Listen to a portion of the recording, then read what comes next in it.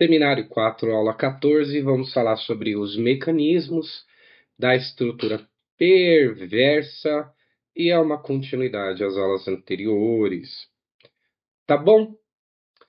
Então, essa aula de alguma forma a gente vai aprofundar um pouco, mas também é um resumo das aulas anteriores. Bom, para falar do mecanismo da estrutura perversa, a gente tem que entender, no seminário do Lacan, que é uma estrutura que ela vai existir enquanto uma solução que é, de fato, uma solução bastante concreta, para não dizer uma solução também que é prática, e tudo isso para lidar com um problema. O problema, evidentemente, da castração. Então, o que isso traz para a gente? Que essa solução, ela não é uma teoria, né? Não é algo teórico, mas pensando nos atos e fantasias presentes na estrutura perversa, a gente está falando de algo bastante atificado, né? Um ato. Então, dentro dessa estrutura, o fetiche, né?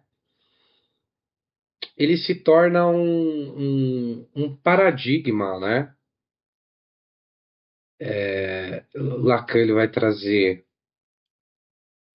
que é o paradigma da estrutura perversa e é um paradigma que é absoluto, no caso fetiche, porque ele vai mostrar essa lógica, né? Talvez com uma forma tão exata e pura e demonstrável daquilo que a gente conversou, que é muito proeminente na estrutura da perversão, que é a desautorização da lei da falta.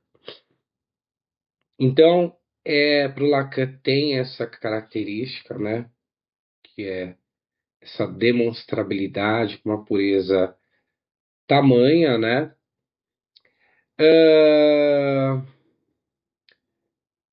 Lacan também vai trazer que o fetiche não é um objeto sexual que é secundário, né?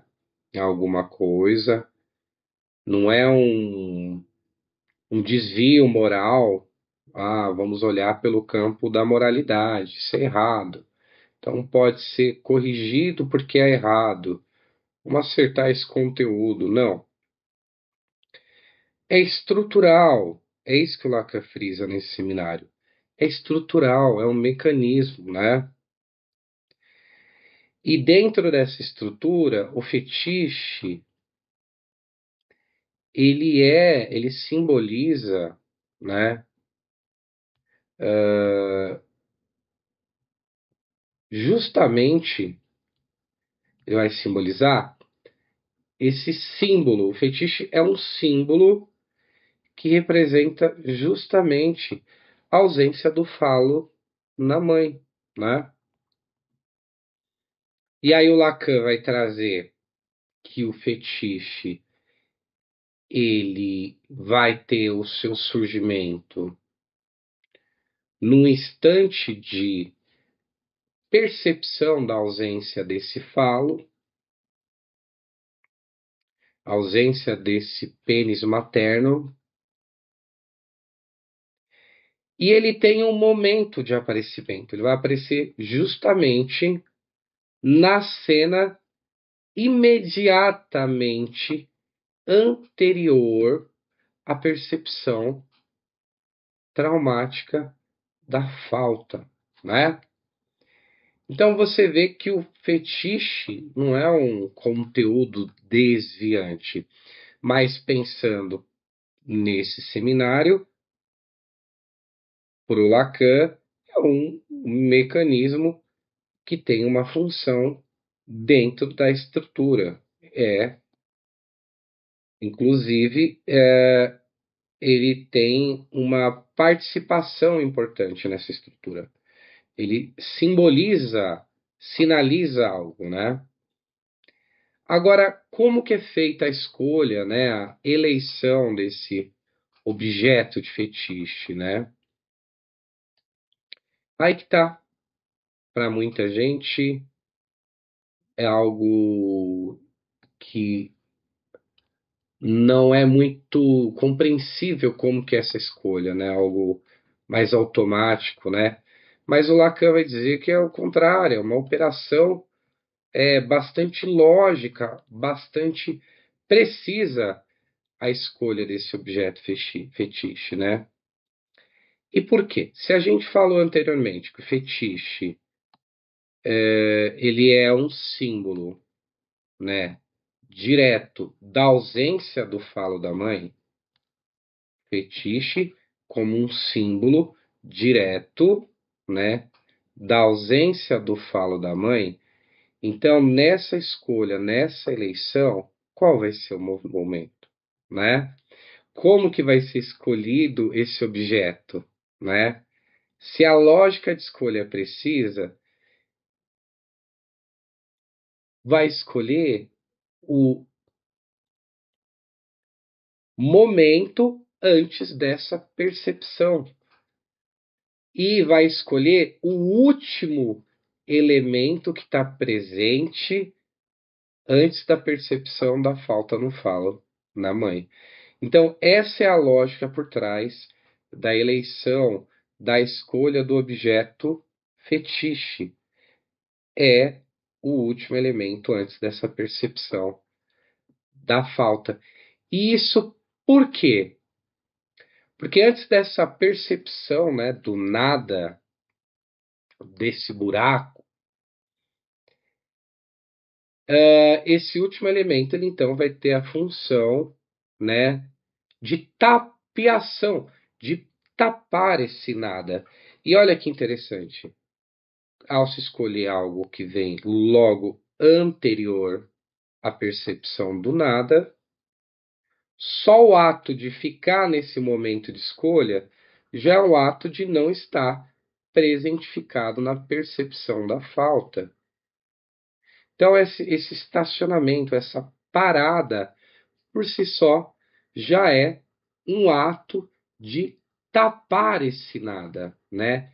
Então, o objeto fetiche que é escolhido nesse momento imediatamente anterior à percepção do nada é o objeto, lógico, de tapiação desse nada. Ou seja, é a recusa desse nada, dessa mãe, da ausência de presença, da percepção de que não há o falo, que o falo não está localizado na mãe.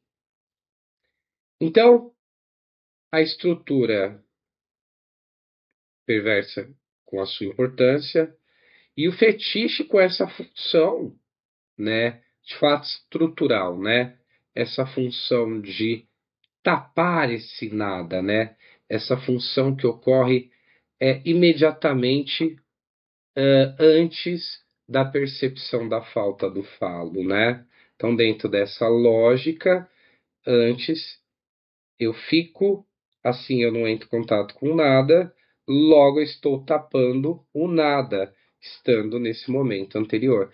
Então, a escolha do objeto fetiche é uma escolha que carrega esses elementos e estruturas que estão presentes nesse mecanismo, nesse funcionamento que é tão próprio da estrutura perversa, né? Então, essa função, a gente pode olhar que é uma função que acaba sendo dupla, né? Por quê? E dupla e paradoxal, né? Paradoxal. Em que sentido? Concorda que, por um lado, você esconde a falta e no outro também você aponta a falta. Se esse objeto ele é anterior, esse objeto fetiche, ele também está falando, ó, esse objeto ele é o que tapa o nada. Se ele é o objeto que tapa o nada, então ele é o objeto que aponta a falta. Então ele tem essa paradoxalidade, essa duplicidade nesse sentido de que, ao mesmo tempo que ele esconde, ele aponta. Então olha como esse objeto ele é útil e olha a função estrutural do fetiche, né? Essa função que é dupla nessa corrida no sentido de tapar essa falta, esse buraco, certo? Tudo isso, né? O fetiche ele vai tornar, na verdade, no final das contas, suportável, suportável essa falta. É a função de tapação, é essa função estrutural que torna suportável a falta, dada a constatação da percepção da falta. É, metaforicamente falando, o que não acontece na perversão, mas é cobrir o pré-frio com uma meia quentinha. Certo? Desculpa. Literalmente isso. Ou abstrato, de maneira abstrata, isso. Certo. Lacan vai falar do fetiche como a materialização daquela fórmula clínica, né? O Verley-Nunc,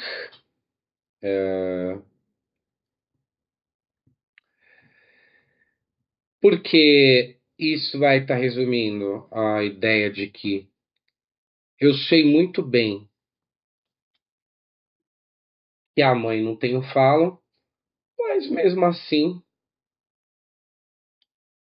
para mim é como se ela tivesse. Então, ela não tem, eu sei, não estou me enganando, eu sei.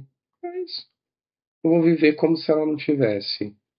Para mim é muito melhor, né? É mais suportável viver como se ela não tivesse do que aceitar essa falta. Então, essa é a posição